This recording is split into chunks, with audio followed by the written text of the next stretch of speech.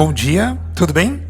Quero cumprimentar você que está aqui hoje, nesse sábado, no Shopping Higienópolis, veio aqui pessoalmente.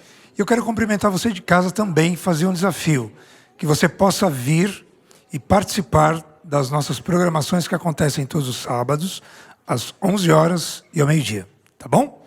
Bom, e para você que quer colaborar, quer ajudar, para que essa experiência possa se estender para mais pessoas, que a gente possa estar atingindo cada vez mais pessoas, eu quero te fazer um convite. Você pode estar colaborando através do nosso Pix, tá? Enviando a sua oferta, o seu dízimo, enfim. Eu vou falar para você, é muito simples, eu já decorei. É pix@umlugarcomunidade.com.br. Vou repetir. pix@umlugarcomunidade.com.br.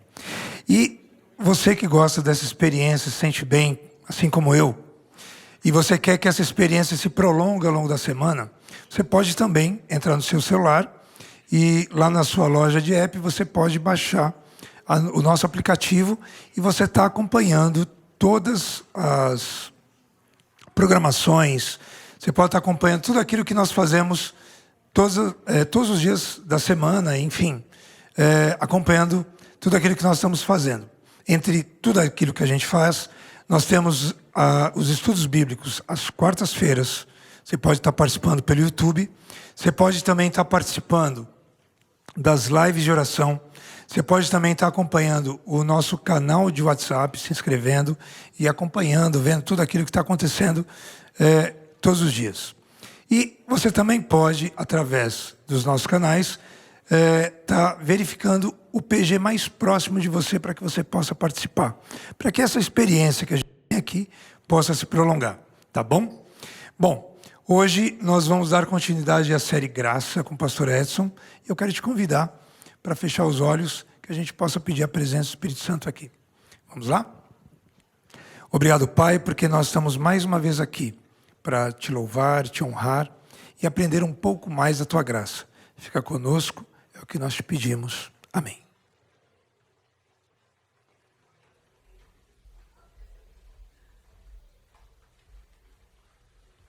Todo aquele que é nascido de Deus, que é nascido do Espírito, aprendeu que o verdadeiro serviço é o amor ao próximo. Amém?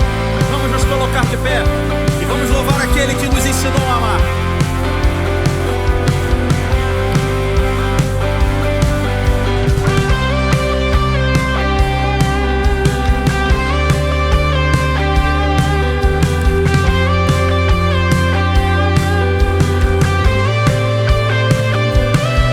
Gente, ao meu lado, alguém estende a mão.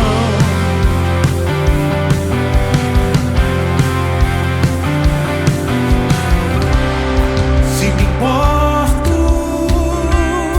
posso ser a solução.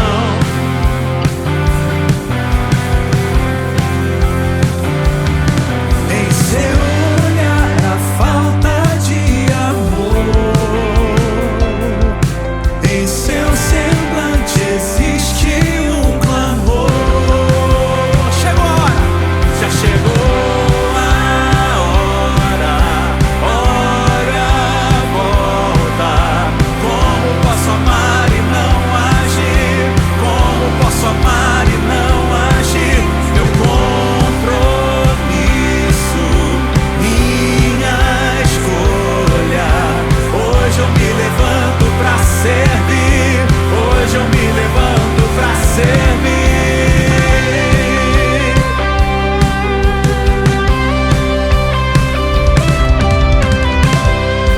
Deus escolhe ser amado em alguém.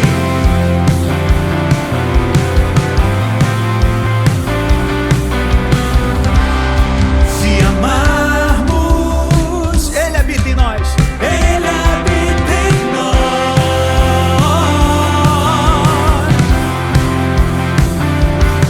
Inclinados uns aos outros em amor.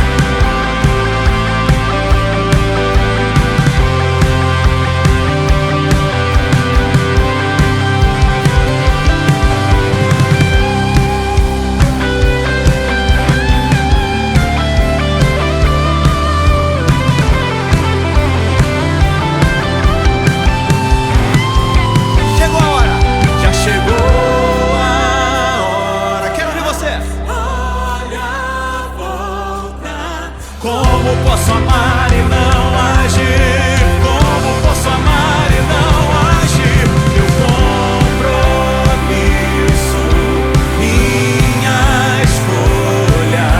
Hoje eu me levanto pra servir. Hoje eu me levanto pra servir.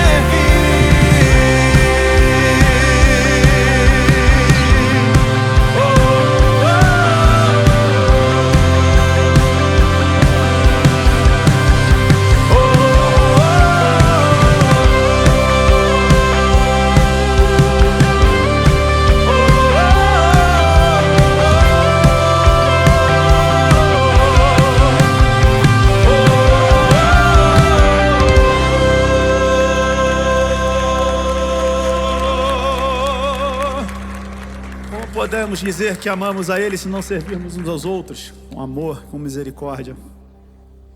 Se você não vive assim, se você ainda não entrou nessa realidade, eu preciso dizer para você que Deus pode fazer novas todas as coisas na sua vida e mudar a sua percepção do próximo, da realidade. E o mesmo Deus que hoje pode fazer um milagre na sua vida e mudar a sua existência é o Deus que disse que um dia fará novas todas as coisas definitivamente. Não haverá mais morte, nem choro, nem dor, porque todas as coisas serão novas novamente. Amém? O que meus olhos não conseguem ver e minha mente não pode alcançar, eis a promessa que Ele me fez, mas ainda não cumpriu.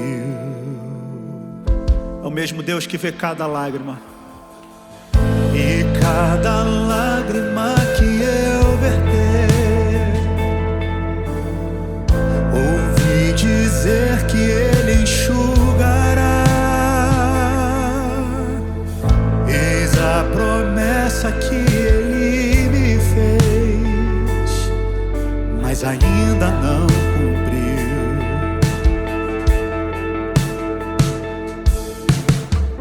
Quantas vezes me acusaram de insensatez? Às vezes penso que é loucura persistir e crer diante de tua face, diante de tua glória. Rendido aos teus pés, eu quero e quero ter as vestes lavadas em teu sangue. A sombra do teu trono é o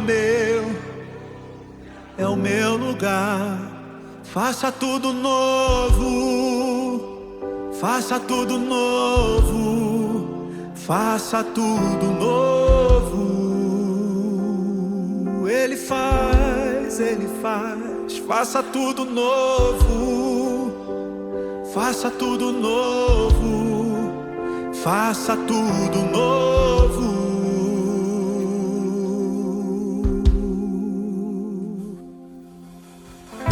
O que meus olhos não conseguem ver e minha mente não pode alcançar, eis a promessa que Ele me fez, mas ainda não cumpriu.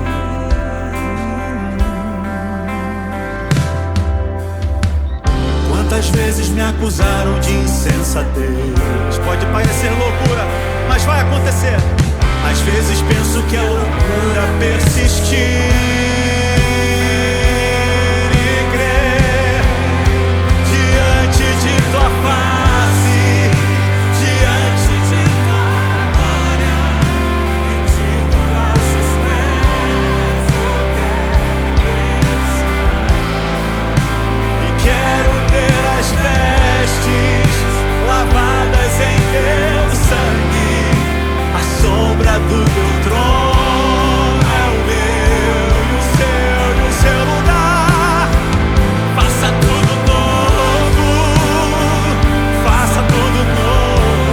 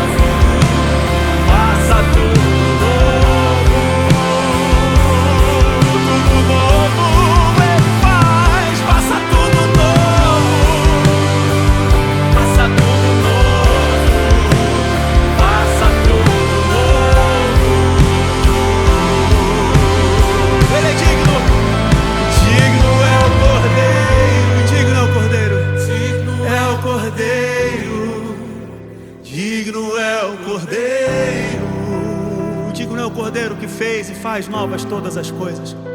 E faça tudo novo, faça tudo novo, faça tudo novo.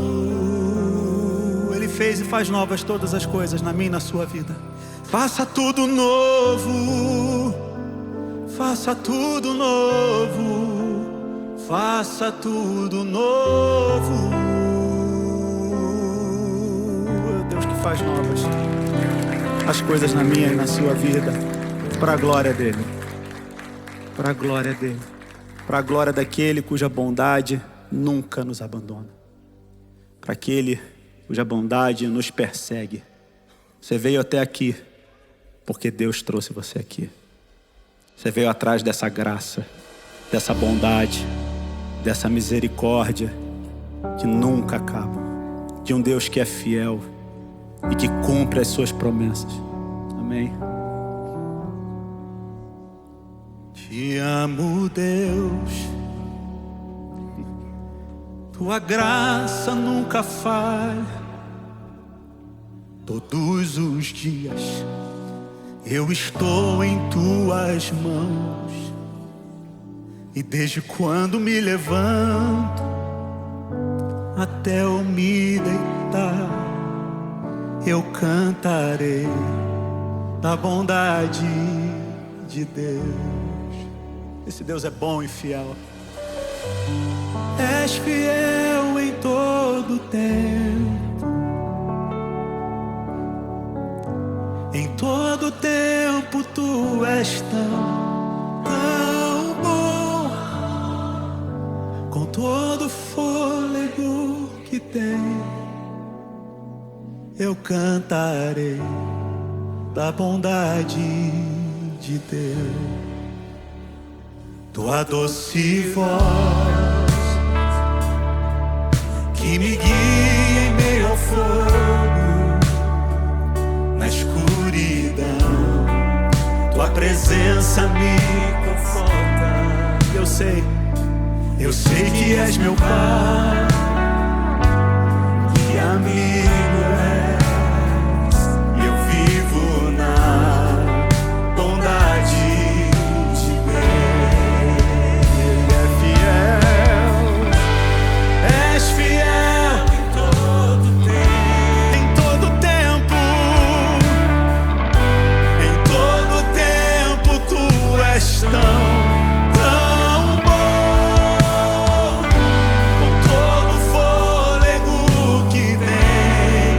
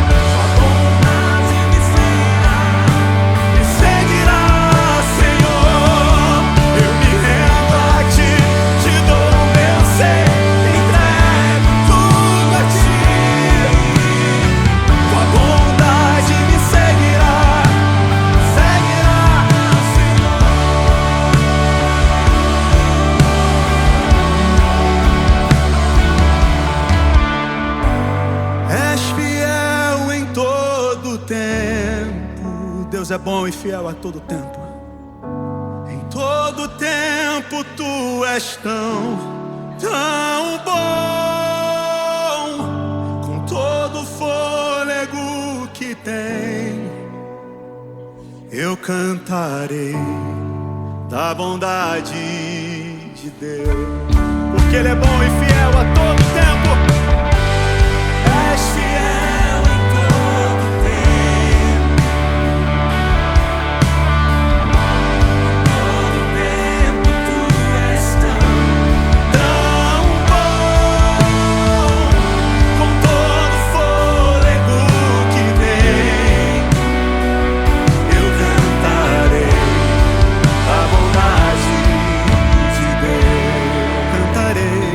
Eu cantarei da bondade, porque Ele é bom e fiel. Eu cantarei da bondade de Deus. Você pode cantar. Eu cantarei da bondade de Deus, porque Ele é bom e fiel. Amém, Senhor.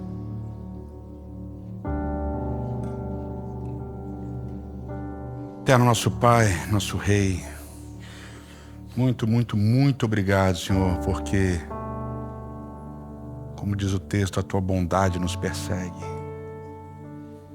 Que ela continue nos perseguindo e nos alcançando. E que essa bondade continue transformando a nossa vida até que Cristo volte a essa terra. Por favor, mais uma vez, abre o nosso coração para que a Tua palavra encontre morada. É o que nós te pedimos em nome de Cristo. Amém, Senhor. Amém.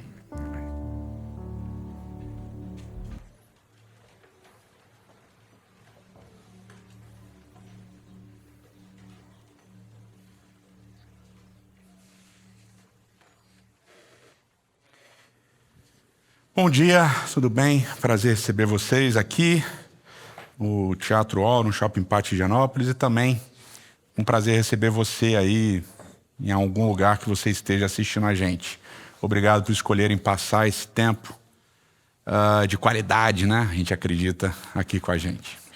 A gente está na série Graça, caminhando para o final dela, e a gente vai trabalhar agora alguns textos que são essenciais para a formação do que a gente chama de igreja cristã. E esses textos são duros, mas eles vão colocar o tom daquilo que vai ser, que vão ser as discussões do Novo Testamento. E por isso é importante a gente trabalhar esses textos de uma maneira mais profunda. A gente viu nas últimas semanas, principalmente, esse arcabouço de Atos, capítulo 8 e 9. A gente percebeu essa dinâmica do que está acontecendo, da morte de Estevão na sequência.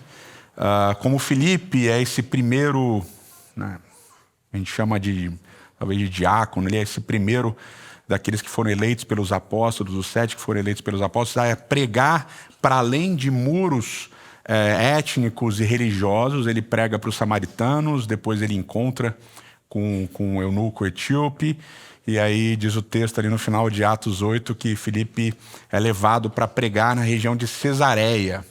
E a gente também viu a dinâmica da conversão de Saulo para Paulo, de como ele era um perseguidor zeloso das coisas de Deus, e ele persegue justamente por entender que essa abertura da pregação do evangelho, da pregação dessa mensagem, na época bem judaica ainda, essa mensagem desse Messias para além dos muros étnicos religiosos, atrapalhava o judaísmo, etc. E como ele se transforma então nesse grande pregador depois para os gentios, inclusive. E aqui Atos capítulo 10 é provavelmente um dos textos mais importantes, Atos 10 e 11, para a gente entender a dinâmica da igreja cristã no seu período formativo. Então, se você tem sua Bíblia, abra sua Bíblia aí, seu aplicativo, o texto, como você preferir, ou só escute também, né? Atos capítulo 10, o texto diz: havia em Cesareia, a partir do verso 1, um homem chamado Cornélio, centurião do regimento conhecido como Italiano. Ele e toda a sua família eram religiosos e tementes a Deus, dava muitas esmolas ao povo e orava continuamente a Deus. Então aqui ele vai estabelecer o contexto, né? Um contexto geográfico, contexto histórico. Aqui é importante a gente entender alguns detalhes sobre essa apresentação inicial desse indivíduo, desse personagem. Primeiro vamos começar com a região, né? Cesareia Marítima aqui, onde Filipe estava pregando, onde Filipe já estava atuando. E aqui esse indivíduo morava ali, era uma cidade muito importante, a cidade onde normalmente vivia o prefeito e o procurador romano, uma cidade que ficava entre Jerusalém e a Antioquia, então era uma cidade estratégica, uma cidade importante.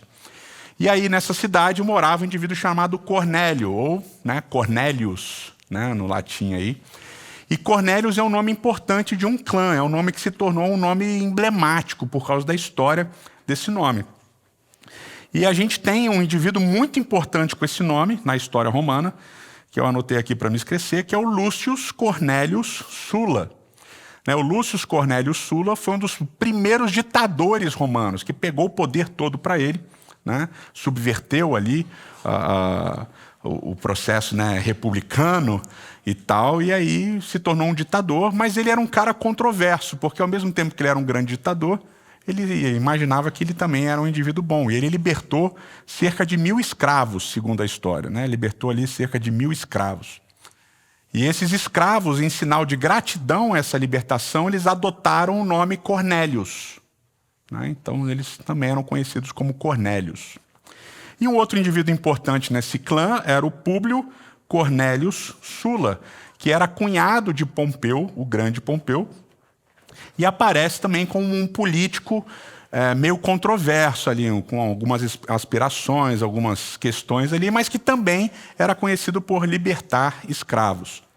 Então esse clã Cornélio acabou se tornando um clã grande e relevante, porque além de ter a parte, vamos dizer assim, aristocrata do clã Cornélios, também tinha os ex-escravos que adotaram esse nome como um sinal de gratidão por terem sido libertos. Esse Cornélio aqui, por desfrutar de uma posição que era uma posição militar, mas também era uma posição de prestígio, muito provavelmente administrativo, tem uma série de discussões sobre isso, esse Cornélios provavelmente fazia parte dessa categoria aristocrata do clã Cornélios. E não é apresentado o restante do nome, simplesmente que era Cornélios, e além de ser Cornélios, ele era um centurião. Centurião, como vocês sabem, o nome já diz, e tal, era aquele que cuidava de 100 soldados e tal, e tem toda uma discussão em torno de se esses 100 soldados, essa função de cuidar desses 100 soldados era só uma função militar, se também não era uma função que acumulava cargos administrativos, ou funções administrativas, melhor dizendo.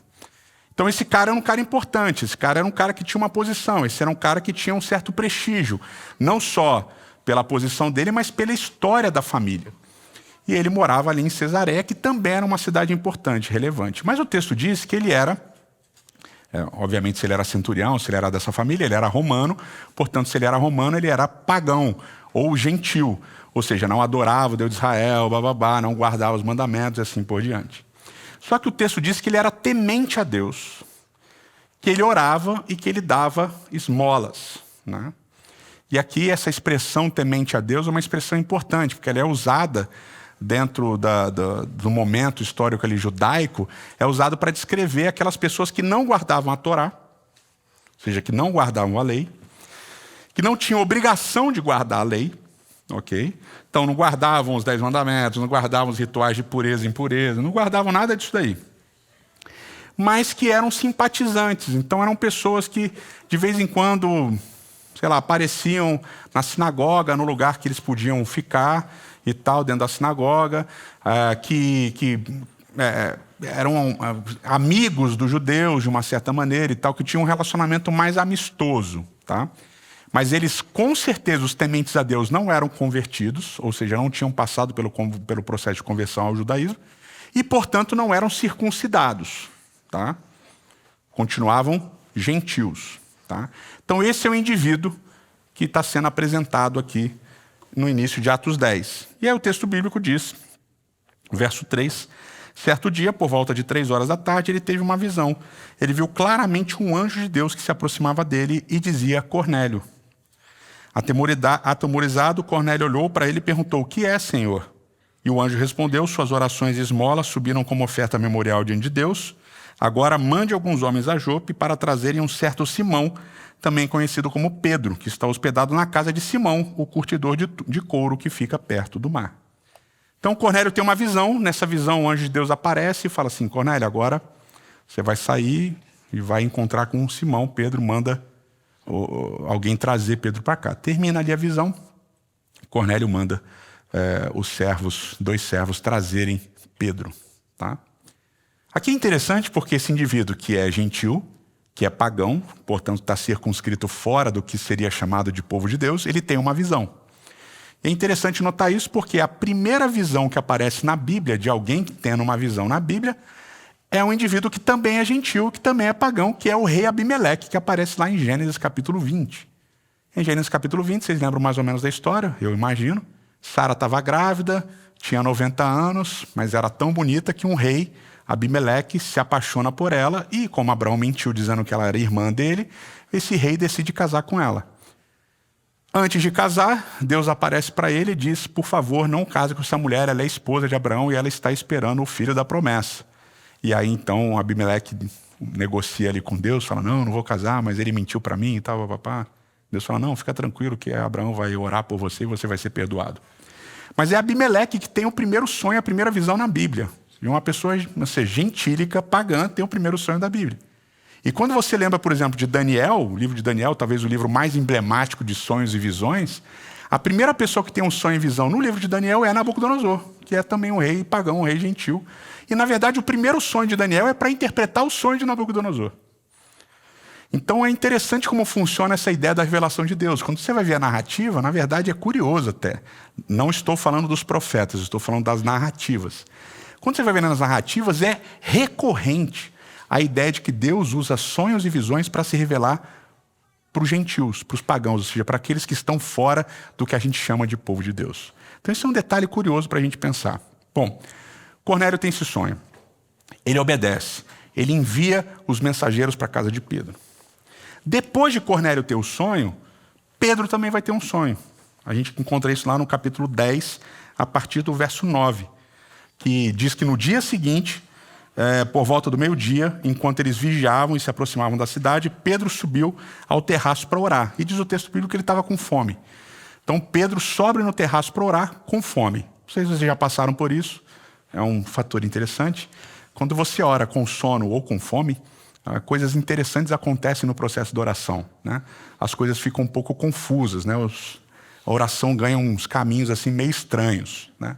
Então você está ali orando num spa para perder peso, e aí você está orando com fome, porque você comeu alface o dia inteiro, tomou suco verde, sei lá, aqueles sucos estranhos. Tem verdura e fruta no suco, eu acho absurdo isso daí. Mas aí você está ali, né? Ai, Senhor, obrigado pelo dia, e sua barriga está meio estranha, porque você está comendo uns negócios que você nunca comeu na vida e tal. Mas aí no meio da oração você começa a pensar em picanha, você começa a pensar em costela e tal, e as coisas ficam meio confusas. Aqui, Pedro está orando com fome, na hora do almoço. E aí ele orando com fome na hora do almoço, vem uma visão. E é uma visão estranha, porque é uma visão de animais imundos ou impuros descendo no lençol. E uma voz dizendo: mata e come. Cara, se sou eu falo assim: pô, eu estou alucinando já. Porque, enfim, estou com fome e orando, as coisas se misturaram. Mas Pedro entende que aquilo é uma visão dada por Deus. E aí vem o lençol com animais imundos, impuros. E como é que a gente sabe que são animais impuros e imundos? Pedro, um judeu, uma pessoa que entendia a Torá, que lia a Torá, que conhecia o Antigo Testamento, ele sabe que Levítico 11 fala sobre animais que se podem comer e animais que não se podem comer. E esses animais que não se podem comer são chamados de impuros, são chamados de imundos. Não se pode comer essa categoria de animais. E esse lençol desce e a voz diz: Pedro, mata e come. Faz todo sentido, ele está com fome, mata e come. E o que Pedro responde? Não, eu não posso. Eu sou guardador da lei e a lei me proíbe de comer esse tipo de alimento. E isso acontece essa vez, acontece a segunda vez e acontece a terceira vez. São 3 vezes que Pedro tem a mesma visão, com a voz dizendo a mesma coisa, e nas 3 vezes ele diz: não posso comer, porque são animais impuros, imundos, eu como um bom judeu, como guardador da lei, não posso comer esses animais. E aí, do nada, aquela voz que dizia para ele matar e comer aqueles animais, diz o quê? Vai chegar uma galera na tua casa, acompanha eles, porque eu tenho um negócio para te mostrar. E aí chega o pessoal de Cornélio, fala que Pedro, que eles tiveram uma visão, que Cornélio teve uma visão, que Cornélio mandou eles lá, tal, para levar, e Pedro vai com eles. Então tem todo um processo interessante nessa visão que Pedro tem depois da visão que Cornélio teve. E a visão de Pedro parece uma visão desconexa. A visão de Cornélio é simples, é uma ordem. A visão de Pedro é um bando de animais impuros, imundos, que ele tem que matar e comer. Ele não pode, porque é contra a lei. E depois a voz dizendo, vai vir uma galera, segue eles aí que eu tenho um negócio para te mostrar. E Pedro vai. Pedro segue esse pessoal. E Atos 10 diz que quando ele chega para encontrar com esse pessoal, Cornélio sai para recebê-lo. Cornélio sai para recebê-lo na porta, para ele não entrar. E ele se ajoelha. E Pedro diz, não, cara, levanta, que isso, eu sou homem igual você, etc e tal. E aí Pedro entra e começa a conversar, e olha o que Pedro diz. Capítulo 10 de Atos, verso 27 e 28 e 29. Conversando com ele, Pedro encontrou ali reunidas muitas pessoas e lhes disse, vocês sabem muito bem que é contra a nossa lei um judeu associar-se a um gentil ou mesmo visitá-lo. Mas Deus me mostrou que eu não deveria chamar impuro ou imundo a homem nenhum. Por isso, quando fui procurado, vim sem qualquer objeção. Posso perguntar por que vocês mandaram me buscar? Pedro entra na casa de Cornélio com aquelas muitas pessoas reunidas e ele, de cara, ele entende o que aconteceu, ele entende a visão dele. E eu quero pontuar que isso daqui foi antes de qualquer coisa acontecer. Ele entra na casa de Cornélio e ele diz, vocês sabem que eu não deveria estar aqui. Vocês sabem que como homem judeu, eu não posso nem visitar vocês. Ainda mais estar junto aqui dentro da casa com vocês, eu não posso. Mas Deus me ensinou, o que Deus me ensinou? Que eu não posso fazer distinção entre homens.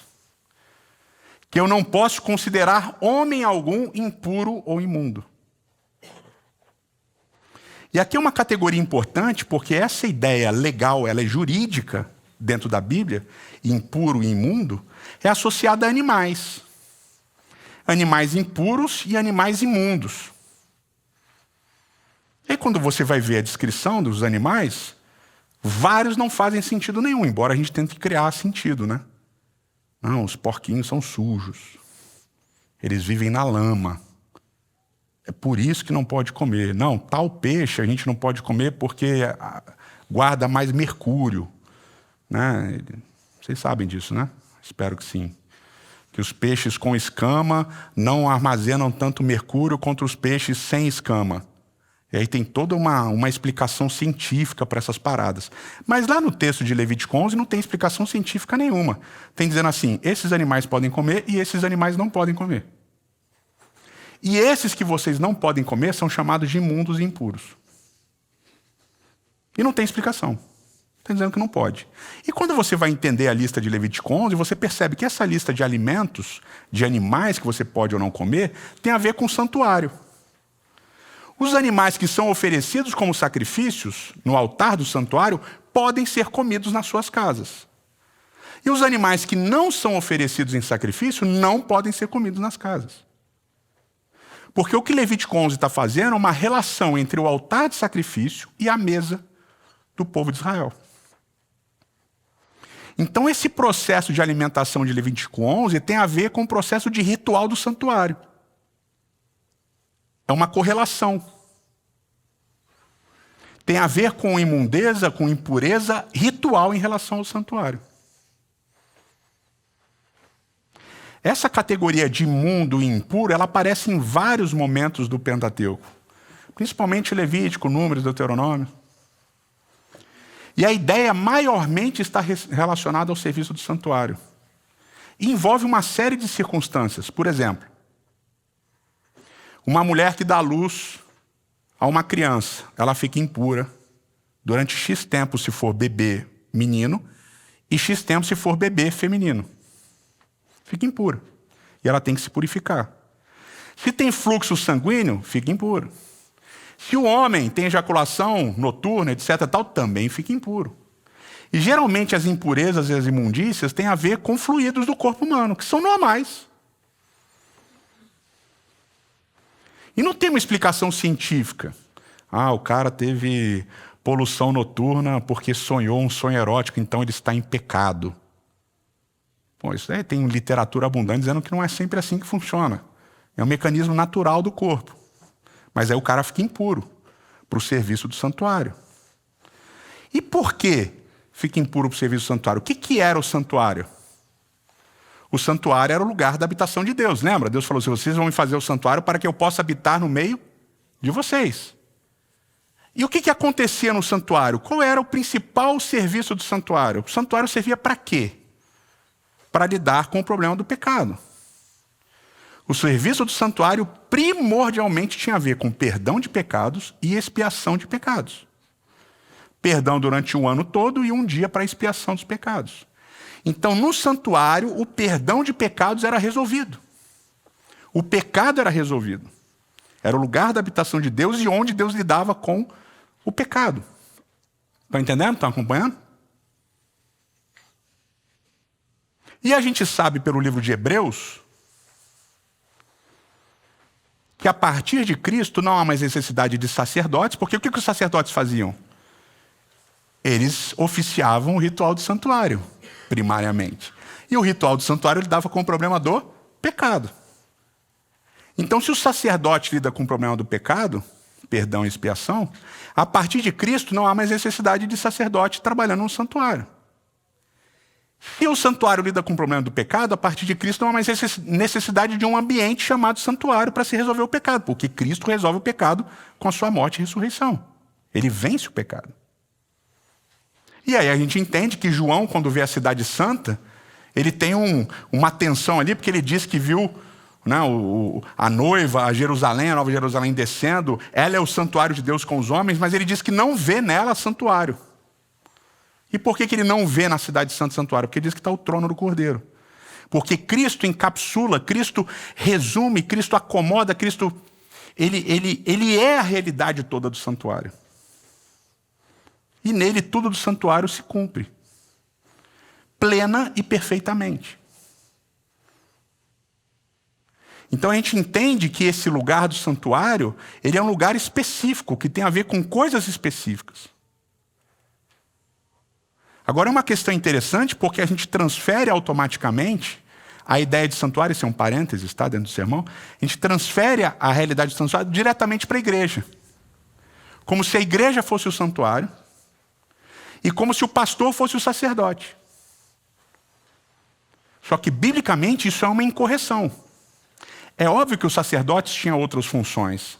Por exemplo, o livro de Deuteronômio fala que os sacerdotes deveriam ensinar ao povo sobre as coisas de Deus.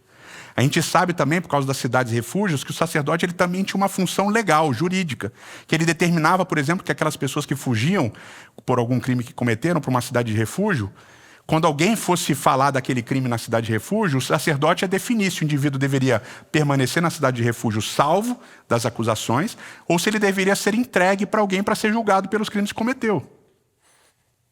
Então ele tinha outras funções, mas maiormente a função dele era lidar com o pecado. Então o pastor não lida com o pecado.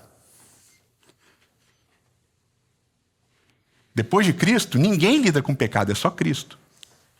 Ele é o único mediador entre Deus e os homens. E o santuário, o templo, não existe mais porque tudo se cumpre em Cristo. Então a igreja não é santuário, o pastor não é sacerdote. E toda e qualquer ideia que linke essas duas coisas é equivocada porque elas não têm uma ligação direta. Até porque no santuário não tinha culto, não tinha sermão, não tinha a galera cantando. Tudo isso que acontecia, sermão, galera cantando, acontecia fora do santuário. Dentro do santuário era sacrifício de animais. Estão entendendo?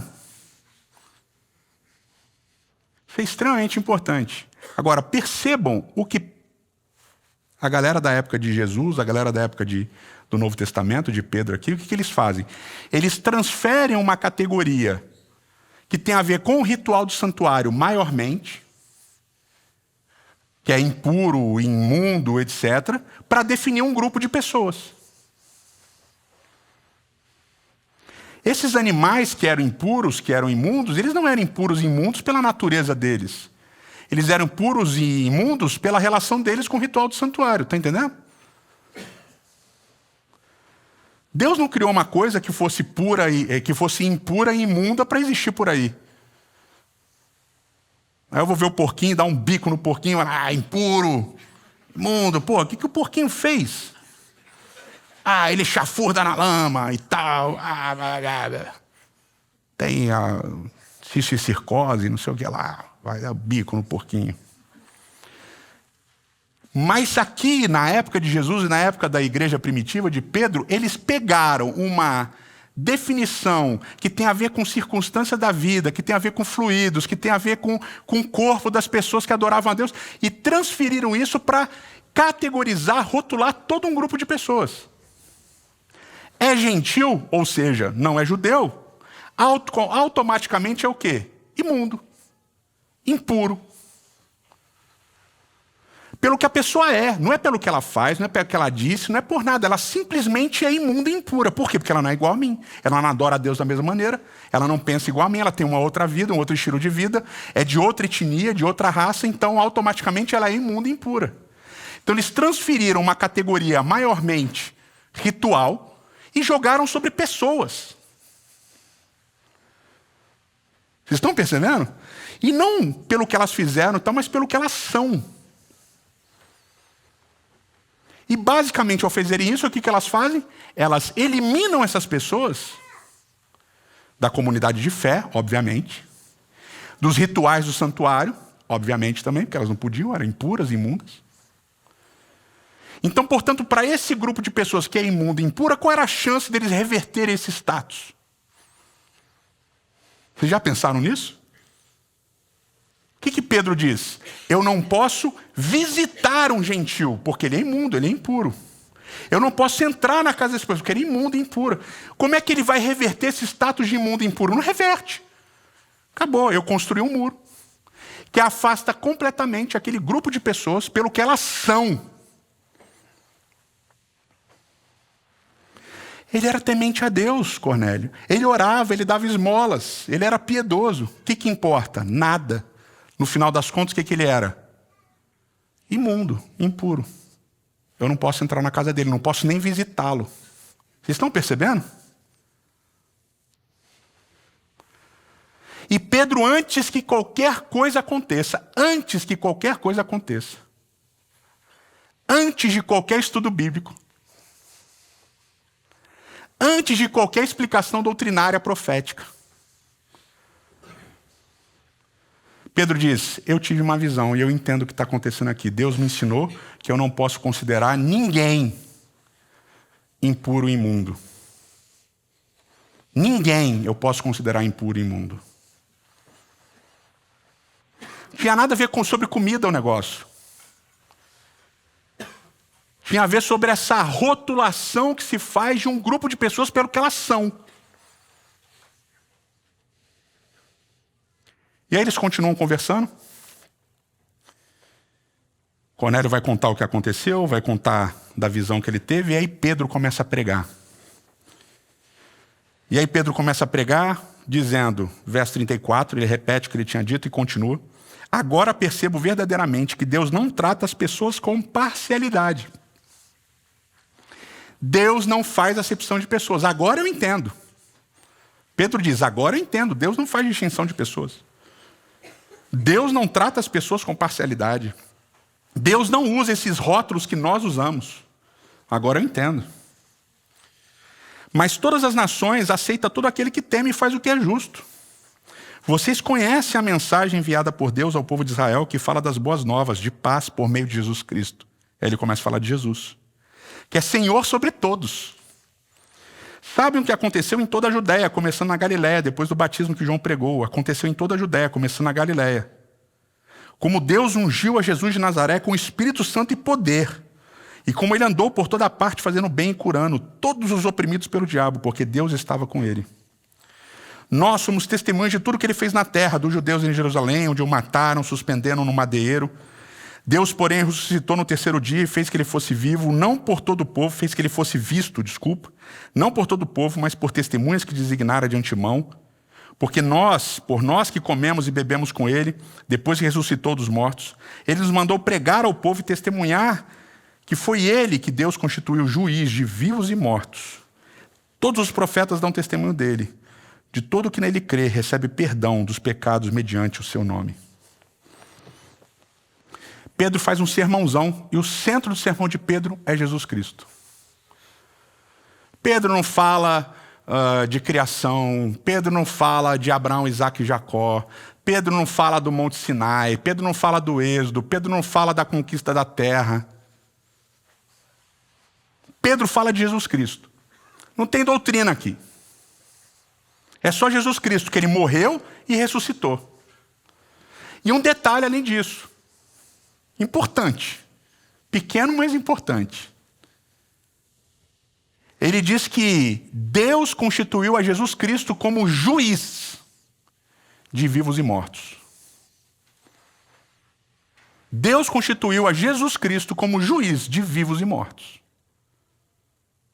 E tudo o que está escrito, e ele fala, todos os profetas falavam de Jesus. E é isso. Esse é o sermão de Pedro. Poderoso. Deus não é parcial, Deus não faz acepção de pessoas e constitui a Jesus Cristo como um juiz de vivos e mortos. E o que acontece depois desse sermão poderoso de Pedro? Verso 44. Enquanto Pedro ainda estava falando essas palavras, ou seja, no meio do sermão de Pedro, o Espírito Santo desceu sobre todos os que ouviam a mensagem. Os judeus convertidos que estavam com Pedro, os judeus que tinham acompanhado Pedro, ficaram admirados que o dom do Espírito fosse derramado também aos gentios, pois os ouviram falando em línguas e exaltando a Deus. Então, enquanto Pedro pegava, o Espírito desceu. Não desceu sobre Pedro, não desceu sobre os judeus que estavam com Pedro, desceu sobre os gentios, sobre os pagãos, sobre os romanos, sobre os que não guardavam a lei. E os judeus que estavam com Pedro, convertidos a Jesus Cristo, eles aceitavam Jesus como Senhor e Salvador, eles olham para aquilo que está acontecendo, o que eles dizem? Nossa, isso é o mesmo, está acontecendo com eles aquilo que aconteceu com os apóstolos lá em Atos 2. É a mesma coisa. Um milagre. E aqui Deus rompe todas as barreiras mais uma vez. Barreiras que a religião da época tinha imposto. Barreiras que os homens, ao interpretarem a Bíblia, tinham colocado. Muros que as pessoas tinham construído para afastar as outras. E aí Deus vai lá e rompe com tudo, em nome de Jesus Cristo. E aí a parte mais poderosa, talvez, desse relato. Pedro dizendo, verso 47, pode alguém negar a água, impedindo que estes sejam batizados? Eles receberam o Espírito como nós. Então ordenou que fossem batizados em nome de Jesus Cristo. Depois pediram a Pedro que ficasse com eles alguns dias. Pode alguém impedir que eles sejam batizados? Pode alguém impedir? Não, não pode. Então batiza todo mundo. Mas cadê o estudo bíblico? Cadê as doutrinas? Cadê as crenças fundamentais? Os dogmas? Não tem. Eles creram em Jesus Cristo, estão falando em línguas, o Espírito desceu, isso é o suficiente. Batiza. Agora tem um detalhe que eu acho muito interessante, que é uma palavrinha, kolou, que quer dizer impedir ou bloquear. E ela aparece pela primeira vez aqui nessa narrativa, lá em Atos 8, quando o eunuco, depois de conversar com Filipe, ele diz assim, há alguma coisa que me impeça de ser batizado? Que me bloqueie de ser batizado? E Filipe diz, não, não tem nada, e batiza o eunuco, lembra? Aparece aqui em Atos 10 com Pedro dizendo, tem alguma coisa que impeça eles de serem batizados? E aparece depois em Atos 11, quando Pedro vai se explicar diante da igreja, da liderança da igreja, Pedro usa de novo essa palavra, diz assim, olha, eu vi o que aconteceu, eu vi o Espírito descendo, e eu pensei, não tem nada que me impeça, ou que impeça essas pessoas de serem batizadas. Porque deu B.O. E a gente vai ver isso semana que vem. É óbvio que deu B.O. batizou um monte de gentil na casa de um centurião romano, um pagão, e disseram, pô, é óbvio que deu B.O. Quebrou todo e qualquer paradigma que eles tinham. E aí Pedro vai ser chamado para se explicar. E aí eu vou dar um spoiler, né? Pedro tem que se explicar e depois Pedro vai fazer isso com Paulo, vai chamar Paulo para se explicar também, o que é interessantíssimo. Às vezes a gente sofre, a gente reproduz o que a gente sofre fazendo os outros sofrerem. É impressionante, fecha parênteses do spoiler. Mas veja o que acontece. A chave aqui é essa palavrinha, colu. Há alguma coisa que bloqueie, que impeça eles de serem batizados? O que acontece é que a gente cria categorias, a gente cria rótulos, a gente cria barreiras, muros, constrói esses muros afastando as pessoas de Deus, impedindo que essas pessoas façam parte de uma comunidade de fé, impedindo que essas pessoas sejam batizadas, porque não cumpriram aquilo que a gente acha que elas têm que cumprir para serem batizadas. A gente afasta as pessoas. E o texto bíblico diz o contrário, diz assim, mas há alguma coisa que impeça essas pessoas? A gente impede. A gente impede. As comunidades de fé impedem as pessoas de ter livre acesso à comunidade de fé, ao congraçamento dos santos, à vida comunitária, ao batismo, à Santa Ceia, etc, etc, etc. É interessante que a gente fica pensando, e eu acho isso legal para a gente concluir, fica pensando como é que a gente vai converter. Esse é um negócio bem cristão, né? Como é que nós vamos converter os hindus, os budistas? E a gente fica elaborando milhares de estratégias para levar o evangelho para o Oriente.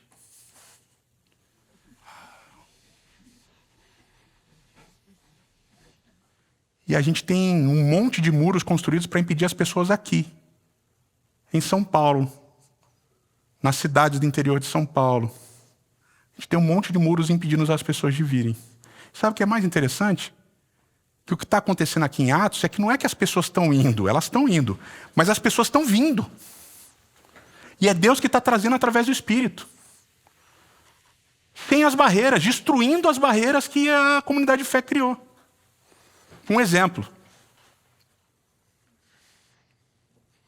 Polêmico. Mulheres não podem ser pastoras. Maiormente no cristianismo, mulheres não podem ser pastoras. Podem ser profetisas, podem ser apóstolas, podem ser bispas. Estou exagerando. Mas não podem ser pastoras. Aí você está na faculdade de teologia dando aula. Eu fiquei 9 anos dando aula na faculdade de teologia. E aí chegam mulheres para fazer o curso de teologia. E aí os professores, os alunos, todo mundo fica assim, o que vocês estão fazendo aqui? Vocês são malucas? A mulher louca é normal, né? Vocês sabem. Estou ironizando, tá, gente? É a acusação que mais gostamos de fazer às mulheres, né? Vocês são loucas? Vocês sabem que vocês não podem ser pastoras? O que vocês estão fazendo aqui? Vão embora. Era isso que acontecia. Mas as mulheres pararam de vir? Não. Todo ano tinha 2, 3 corajosas que aguentavam toda essa pressão, esse preconceito e se formavam, e a pastora Keldan é uma delas. Resistindo à exclusão, resistindo aos rótulos. Por quê? Porque o Espírito sopra onde Ele quer. E hoje a gente cria esses rótulos. Ele é gay, não pode ser batizado. Ele é preto, não pode ter função de liderança, porque pretos dão medo. Eles são muito fortes, muito grandes. São violentos. Ela é lésbica, ela não pode participar da ceia. A gente cria muros e barreiras impedindo as pessoas de fazerem parte da comunidade de fé, de se batizarem. É tatuado, é gente que usa joias, é casamento XYZ, é LGBT, é isso, é passado, é futuro, porque tem futuro também. Não, ele pode fazer isso.